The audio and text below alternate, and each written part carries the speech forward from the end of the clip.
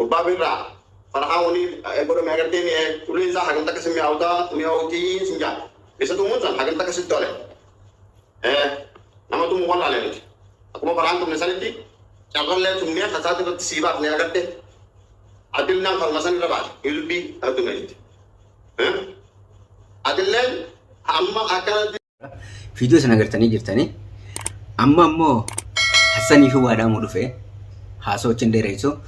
Hassan. Ega nakab de bodle akatan nakab de si hati harka ketin nangkam ne. Garu akatan dufe serka se ne tu jira rakong kap. Sigalemi سنبرو قتيم مو الباتين عن هذا شوي قلته أما اللي وانت كم فدو والله وانت كم فدو إن شاء الله قرو ولا قرر ركون قبضو تتجاوب تيدي ركون قبضو السلام عليكم ورحمة الله وبركاته الشمار كفوني ورزفتوتا في خبا جمتوتا خيا أهلين أكما بيكمو ولغا دبتشو دا في نمرك باين مركزة هالي مهندنا ديامو جرغوني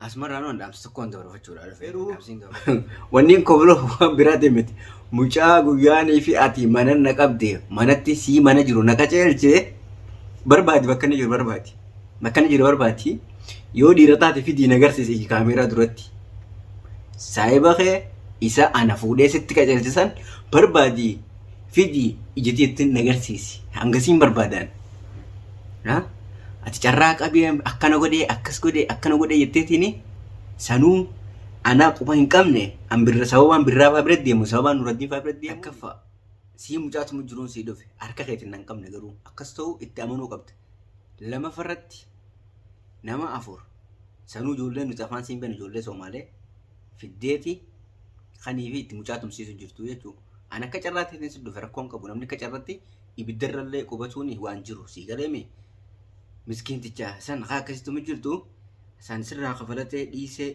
بران سرّا خفله في ديسة نور الدين فان سرّا خفلني ديسني أنا نقصن ننقوا جمّا سائبة خي خان أنا خنا سي أتشيم جاتو متجرو من التناقة الجسن بربادي أموج مثلا نجرسي سودان فداية شو سائب تجاه خي خاتي دودو بان أرجعتو سني حبيبي barbadi fidit manatti agarsiise jechuudha dhiirummaan teessani sigalemi birraafaan mana jira jiini naqa jettee achinna eeggatte sanuu sii mucaatu mujjiruun dhufeen sababa ani akkasitti isinirra dhaabbadatti kan ijoolleen san akkas na gootee jechuudha alhamdulillah beetiin jira akkaan itti beese if gaafatta lubbuu ta'e gaafattaa jechuudha anaa miti gaafattu akkami bee carraa akkaan godhe gartee jettee dachira naan dhaaddattu sani habibi khiya beetin jiran namni kun carraadha si miti doofaa quduraa akka keetiin ansa hin garuwan si galame qooma dubbii takka qabatee akkuma hoolatti duuttuma namatti kana dhiibatu akka keenan seenan dhiira taatu ani innaa bakka ati jirtu ittiin dhufeewu ati jiraattee beekee ati jiraachuu dhabuu kee beekee innaa bakka jirtuun dhufeewwan mee oromooti wallaahi baay'ee takka nu aarse gurbaan kunii مياتي ديرا دربهيتي أكا ديرتنا ما أغرتوتي نو أركيتي دبادو كافس والله الله واني هنتو تخيسة سينتي جولي قف قوتي أجين قطوف أمبرد وانا جابو خيسة حركة خيتين خطو ندي أردون لي أنا كخيانا أنا نفسي خاني مي حركة خيتين خطو ندي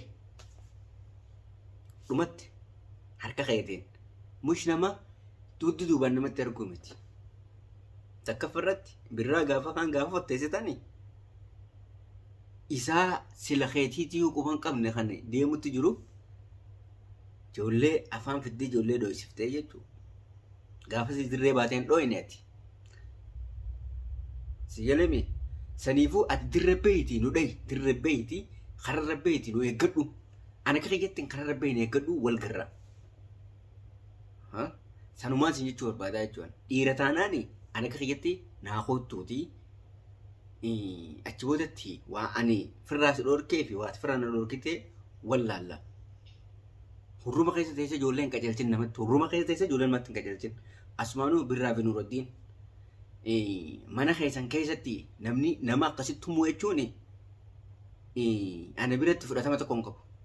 Mana keessan keessatti nama akkasitti tumuu jechuudha. Inni arraan tan akkasitti saahiba keessan anamman keessaniin jaakiyyaa hundu maaliif hin jenne mana keessan keessatti nama akkas godhu jira waan ta'eef. Moo mana qulfii isin hojii qaba moo mana cabsa isin duubaa seene moo akkami? Anaaf gaafiidha. Waan ta'eef ammoo kana qiyyaafan wantiin Hassan mucaa naqqa ceelchisan antanii siin jussanii Hassan dirrabbee naa hoottu siin jechi jira.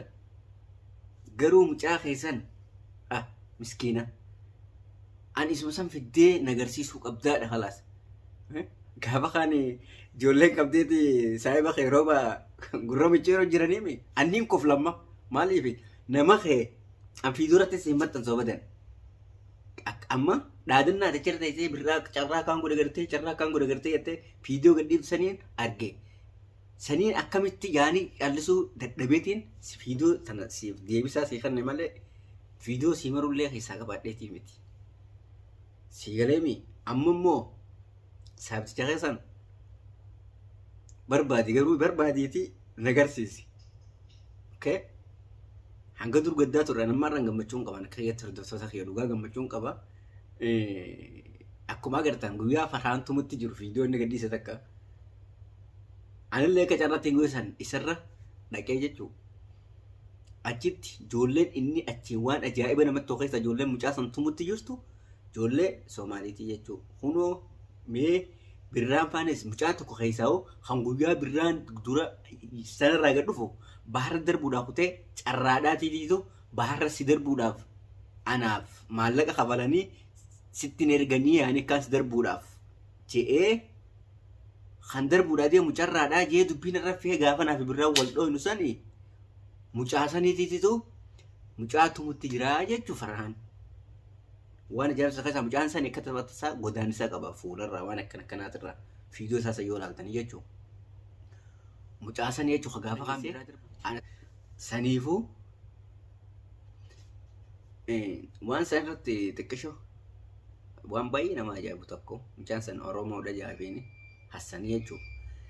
Fiidiyoo san dheeyxanii yoo ilaaltanii mucaan san godaanisa qabaachuu gaafa kaan birraa darbuudhaaf ka'ee naaf birraa ol faan ka'ee naaf birraan irra wal dhabne jechuudha. Birraan illee fiidiyoo sanaa akka gabbee dubbatanatti hin fakkaanne ture. Dubbachuu qofaa miti. Mucaa san bakka harkatti tarkaanfii irra fudhachuu qaba ture. Akka xiyyattee jechuudha. Amma immoo saahiba isaa Farhaan wajjin mana seenanii tumaa jiran. Maal jettan asirratti yoo? Ani jittiyyaan bagaan arge bagaan toomee Farhaan gubbaa maaliif yoo jettanii shira lamaan irratti argeen jira jedhan waan ta'eef. Eenyu akka tumaa jiru argeen jira waan ta'eef maaliif? Tokkoffaa irratti Hassanii hin beeku waan ta'eef ijoollee sanii hin beeku rawaan hin beeku takka hin qabu. Garuu mucaa Soomaaltichaa sanii akiiditti hin beeku waan ta'eef. Kaan illee ijoolleen ta'u wajjin deemtu Soomaaleedhaa jechuudha. Mucaa tokko Oromoo wajjin jiru malee.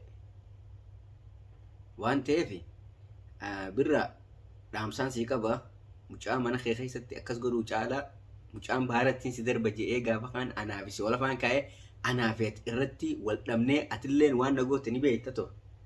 Hassan waa wajjin Hassan saahiba keetti wajjin. Arraa immoo deebi'eeti mana kee keessa inni si darbuudhaa keessa mana keessa inee maal akkaata mana kee keessaa qabdus akiidaa jechuudha baree jira. Mucaa mana kee jiru dhufee tumee jechuudha. Anuu achirratti kan inni itti dhaqa waan ta'eef rakkoota kan qabu wanta biyyaa. Ani mucaa silaa Hassan akka mana jiru ani sinii biratti deemuudhaaf kan inni deemaa jiru. Akka Hassan mana jiru immoo qofa qabu kan mucaan inni jala godhe. Achitti erge kan inni dhaqee fidiyaan agarsiisu nama naala kullee yaala. Anta tiyyaa akkasii jechuudha. Titti ammoo karaa kaaniiti mucaa miskiinticha akkas godhu jiran san isin ni beektan isinoo Nuuraddiin fi Birraan waan gootan ni beektan tarkaanfii fudhachuu qabdan. Hassan wal garraan isin jee tun ishaaraa ta'eeti.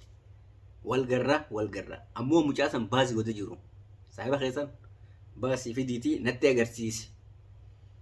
Dhumatte ammoo dhiiroo taate maxarra sharratti hojjettoota kiyya kan hin dhaamuu fi shir gootanii fiidiyoo tan biraan nageessan dhiiroo taate